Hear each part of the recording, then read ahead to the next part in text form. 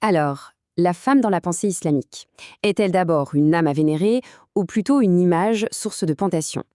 Cette question, qui est vraiment au cœur des travaux d'Abdelwahab Bourediba, nous montre une tension fascinante entre l'essence intérieure et l'apparence extérieure. On va décortiquer ça ensemble. La première question qu'on se pose, c'est mais comment est-ce possible? Comment une même tradition de pensée peut-elle avoir deux visions aussi radicalement opposées de la femme? D'un côté source de vie, de l'autre source de chaos. Bon, c'est justement ce qu'on va essayer de comprendre. Pour vraiment piger ce paradoxe, il y a deux mots arabes qui sont absolument clés. Le premier, c'est le nafs. Ça, c'est l'âme, le moi profond, l'essence même de la personne. Et de l'autre côté, on a la soura. Là, c'est l'image, la forme extérieure, ce qu'on voit. Et en fait, toute la complexité de cette vision de la femme, elle naît de la tension permanente entre ces deux concepts. Alors, commençons par le premier pôle, le plus lumineux si on veut. C'est cette idée de la femme en tant qu'être sacré, définie avant tout par son âme, son nafs. Le nafs, ce n'est pas juste un mot, c'est vraiment considéré comme l'essence véritable de la femme. C'est un concept avec une charge spirituelle hyper forte. Ce n'est pas du tout une idée abstraite, non, c'est le cœur de son être. C'est de là que viendrait sa dignité la plus fondamentale. Et là, tout s'éclaire. On comprend mieux pourquoi son âme est vue comme le pilier sacré de la famille et même de la société. Parce que son rôle dépasse largement le fait de donner la vie. Elle est vue comme la gardienne de la moralité, des traditions, de la spiritualité du foyer. C'est une responsabilité énorme en fait. Bon, maintenant, on change complètement de perspective. On passe à l'autre face de la pièce, à l'antithèse. C'est la perception de l'image extérieure de la femme, sa soura, comme quelque chose qui peut potentiellement tout dérégler.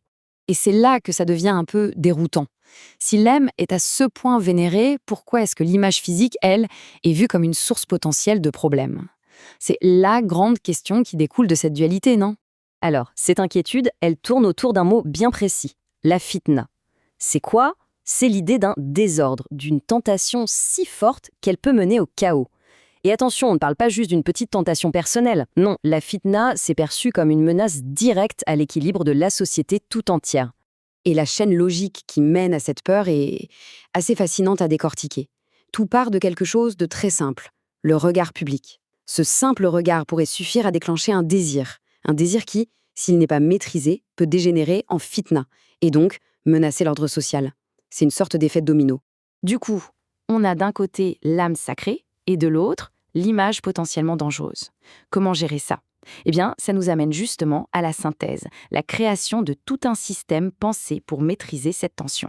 Face à cette tension, la solution proposée est, on peut le dire, assez radicale. Pour protéger ce qui est considéré comme le plus précieux, c'est-à-dire l'âme, eh bien, il faut contrôler ce qui est perçu comme dangereux, l'image. Donc, on voile l'image. L'objectif, c'est de neutraliser la menace pour préserver l'essentiel. Et c'est là, bien sûr, que le principe du hijab entre en jeu. Mais attention, ici on parle de quelque chose de plus large qu'un simple vêtement. C'est l'idée d'une séparation, d'une barrière, une barrière conceptuelle qui est conçue pour protéger ce monde intérieur et sacré du regard extérieur. L'idée, au fond, elle est là. Il s'agit de détourner l'attention de l'image, qui peut être une distraction, pour la recentrer sur ce qui compte vraiment, l'âme. Le but affiché est donc double: préserver la dignité de la femme et l'harmonie sociale. C'est en quelque sorte forcer le regard à voir au-delà des apparences. Et c'est ça le point absolument crucial à comprendre dans ce raisonnement. C'est que dans cette perspective, le contrôle de l'image n'est pas du tout présenté comme une façon de dévaloriser la femme. C'est tout le contraire, c'est presque un paradoxe. C'est présenté comme une méthode pour l'élever, la revaloriser, en obligeant tout le monde à se concentrer sur son essence, son nafs, et non pas sur sa simple forme, sa soura. Et tout ça, ça nous laisse avec une dernière question, une question fondamentale. Est-ce que ce système, aussi logique soit-il dans sa construction, résout vraiment cette tension de départ entre l'âme et l'image? Ou est-ce qu'au final, il ne fait que la déplacer, en créant peut-être d'autres problèmes, d'autres complexités? C'est une réflexion qui, clairement, est loin d'être terminée.